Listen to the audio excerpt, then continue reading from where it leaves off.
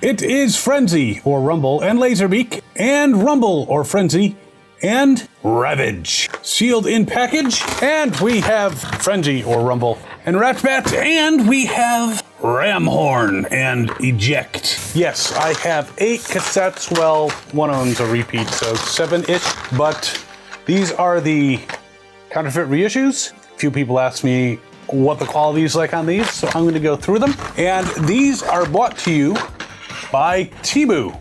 Temu has sent these to me for free so I can review them for you. And as always, no matter who sends me the stuff, free or not, this is going to be a 100% honest review.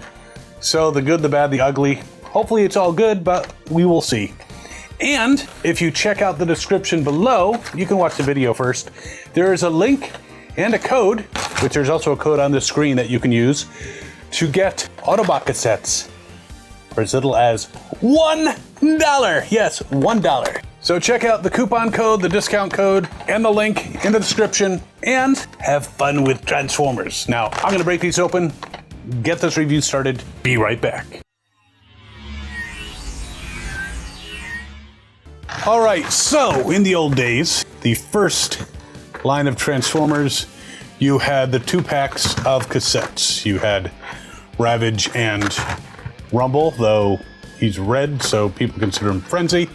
And then you had Laserbeak and Frenzy, though he's blue, so a lot of people called him Rumble. This is not going to get into that debate. Pretty much the latest studio series have Rumble is blue and Frenzy is red, so that's what I go with, but it's a free country. Now later on, when they released one new cassette, they had to counterbalance that, so they put in Frenzy or Rumble with Ratbat. And at the same time, Blaster finally got his cassette. This is only one of the sets. I couldn't get the Steeljaw and Rewind 2-pack because that was out of stock at that time, but I do have Eject and Ramhorn.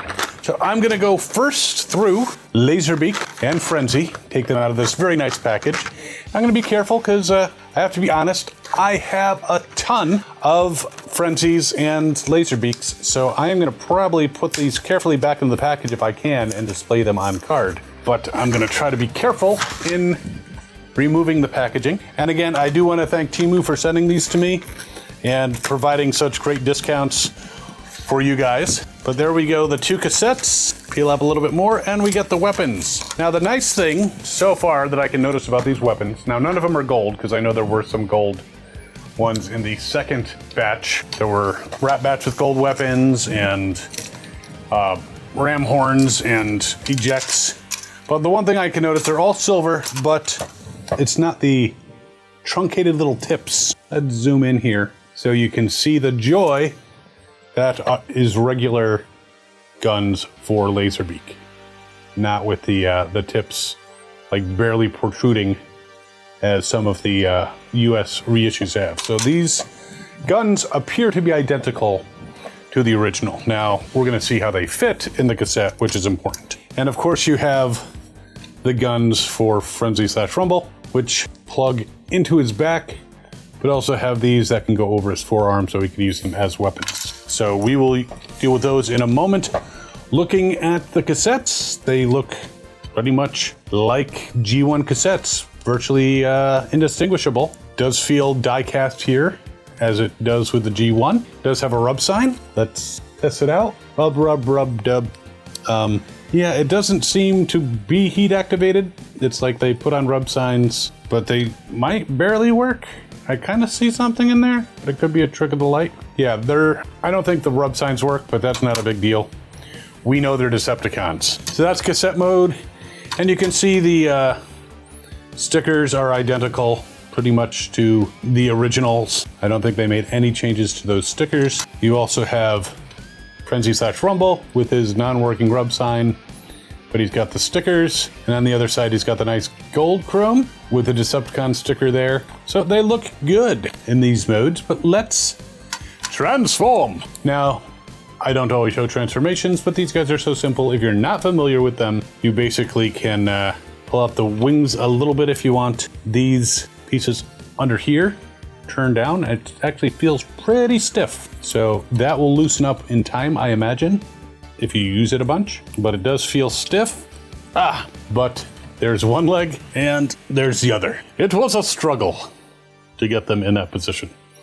These wings just pull back, and then the head, you have to push it forward or pull it forward, and that also feels a bit stiff, but not too bad. And then bend the head up, and there is Laserbeak in Condor mode. Bird mode! I'll use that in another video too. All right, the guns plug in quite nicely, so that's good. That is one concern. I've come across some counterfeit cassettes and other things where the guns did not fit in the holes. They were either too small or too big. These seem to fit quite nicely, stay in very good. So there is Laserbeak, and slightly over 1 inch tall. The cassette mode's like 2 inches by 1 1/4, something like that. So Laserbeak's good. Let's check out Frenzy Rumble. Now, Frenzy Rumble, you pull out the legs straight like that. Then you push them further down. This does not appear to be too stiff. And you turn forward. You can push from the back here to slide out the toe, which is a die-cast toe. And that's an important thing. We'll get to that in a bit. Same thing with the other leg. Second verse, same as the first. Yes, I know who else says that. The arms you take out like so. And there is a spring that then allows the head to come up. And you can turn the arms around if you'd like. They can go further down if you want. This one feels a little stiff going further down. So a little stiffness, but again, that can loosen up with multiple transformations. You can put one gun on the arm, and he can even point it forward, kind of. It came out. I'm gonna just check that arm. So it does appear that the arm can come off, but it pops into place. I've not tried it with my original, but if it does pop off, it just pops. There's a little hole on that joint, and there's no doubt plastic pieces inside there to pop into that hole. But I wanted it pointed forward so I could put the gun on the arm and he could be shooting. First we crack the shell, then we crack the nuts inside. And so it fits on the arm. It's a little stiff, but you can put the other gun into the back, or you can put both guns in the back if you want. But there they are, Frenzy Rumble and Laserbeak. And I would have to say they are identical, probably stiffer than most vintage ones at this point, but identical to the originals. So thumbs up on this set. Now Ravage and Rumble Frenzy, trying to take them out carefully, because these are very nice cards, I have to say. If I didn't have to review them, I'd probably leave them on the cards. But there's the cassettes, and there's the weapons. Now you might be able to also use some of the coupons that you will get if you use the link to download the app for Temu, or use that code. You might get coupons that will also make these a little less. I think that's about $20-ish, maybe a little bit more per set. But let's take a look at these guys. Obviously, this is a repaint. Hey, repaints of the other bot mode, if you want to call them Frenzy or Rumble, and this one Rumble or Frenzy. And this is a different mold. So again, the stickers look good. Rub signs don't seem to actually be functional, which I think making functional rub signs is probably a little difficult, which is why Hasbro is using them in the first place, to basically keep people from being fooled by counterfeit toys. But it almost seems to change color, but yeah. All right, so Rumble Frenzy, same exact transformation. Nice die-cast metal toes, which slide forward. Little stiff for the arms again. Now, there's the head, popped right up. It actually paused for a second, just to make me think, I'm not gonna pop up, but it did. And in this case, I will just put both of them on the back. Though, testing whether or not it'll fit. It does fit as a gun. And a little tight, if you're concerned about that. I mean, the more you put them in and out, the more some of this nice fresh chrome is going to wear away, and it might get easier. Or you can always use a little sandpaper, though it's going to remove chrome from that portion of the gun. Arms are a little stiff, but there is Rumble Frenzy. Ravage, again, looking at the stickers, they appear normal, has the rub sign that doesn't work, and the Decepticon symbol here. You basically take the legs in the front and pull them out. I'm not referring to any instructions. The back legs feel a little stiff, but again, you can pull those out like so. The tail flips like that. The head flips forward like that. Nice gold eyes. Now, someone had said, and I've never encountered this in an original, said that you can actually spread the legs a bit, but I am not seeing a way to do that. So I have only ever seen Ravage like that, and which makes him have a very thin profile from the front.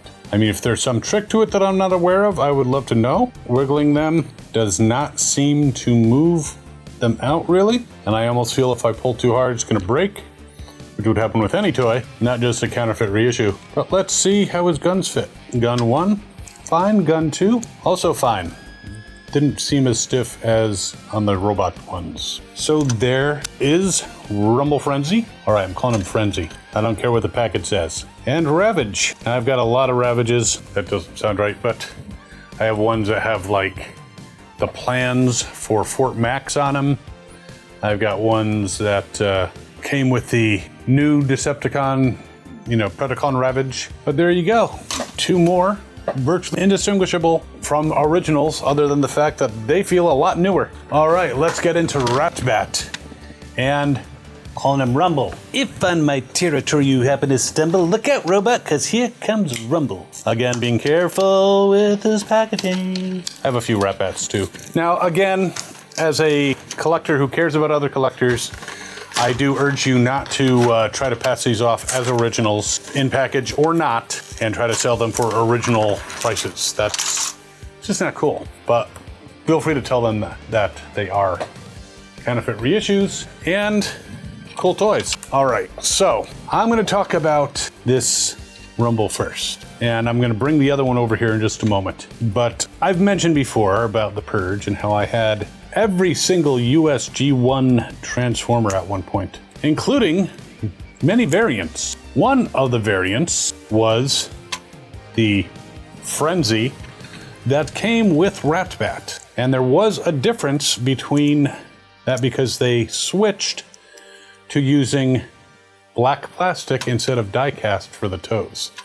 These toes are die cast. So that is one way you can tell that this is not a real Frenzy that comes with Ratbat. Again, I like the die cast a bit better. Looking at the design and the stickers, there is no difference. I believe there was actually differences in shades of blue on him, I think. I don't remember exactly, but I seem to recall that the one with the black toes might have had lighter hands and darker upper arms, and something might have been different with the thighs. But this one is identical to the one that came with Laserbeak, and therefore it is one way to tell if someone does try to sell you this set as a real, just super perfect in package Ratbat and Frenzy, aka Rumble. Just look inside the packaging and look at the toes, and if they're die cast, you know it is not an original. These are super toys, by the way. I'm not dissing them in any way, because if you're just interested in having the toys, these are the things for you.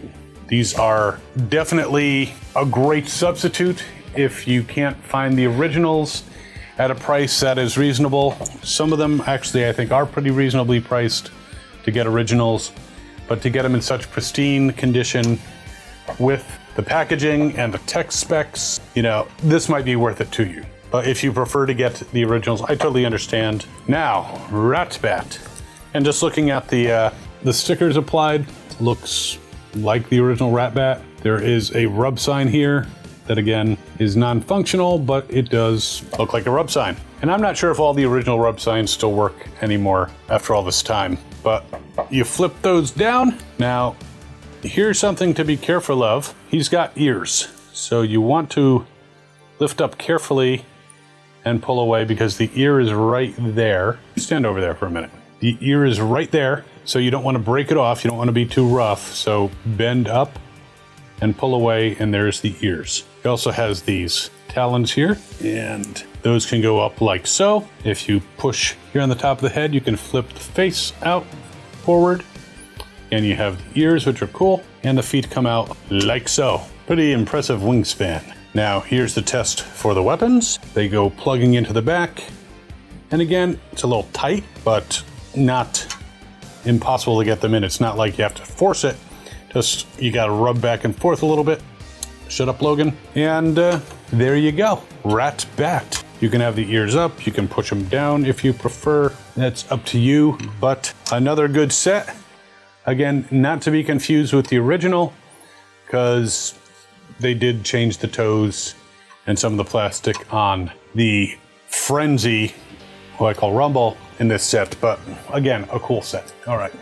Now, I do not have the originals of these, so I'm still going to be nice with the packaging, because I like to be consistent. But these are the Autobot cassettes, and they also had Grand Slam and Rain Dance available, which is a cool set. And I did review one that I got from another source, so I didn't get that set, but again, you might want to watch that other video just to see, because Rain Dance is, when you try to merge them into Slam Dance, the legs don't turn, but that might be that manufacturer. There might be another who actually did it, but anyways, out come the cassettes and the weapons. Minty, minty, minty. All right, so I am seeing a slight looseness here in one of Ramhorn's feet when it's trying to be in cassette mode, but c'est la vie. I mean, if you get an original, that might be loose. The stickers look fine. Rub sign here also does not work. But yeah, that toe, that's a minus, but it could just be variances. I could also potentially take a tool and like crimp that in a little bit, maybe tighten it up. But that's the first not ideal thing I've seen. And of course, Eject's got the nice stickers, looks good, and I'm not seeing any problems there. Rub sign on the arm. All right, let's start with the Ramhorn. You just flip out the tail, flip out the front, pull down the legs, pull out the back legs, which feel a bit stiffer. And let's see, will he stand? Does stand even with the loose foot. Just need to make sure that you push it up a little bit when you're trying to stand him. But there is Ramhorn. All right, guns, fits nicely in there. Not too tight, not too loose. Going in the other side. And here is Sky, because she heard another animal was around.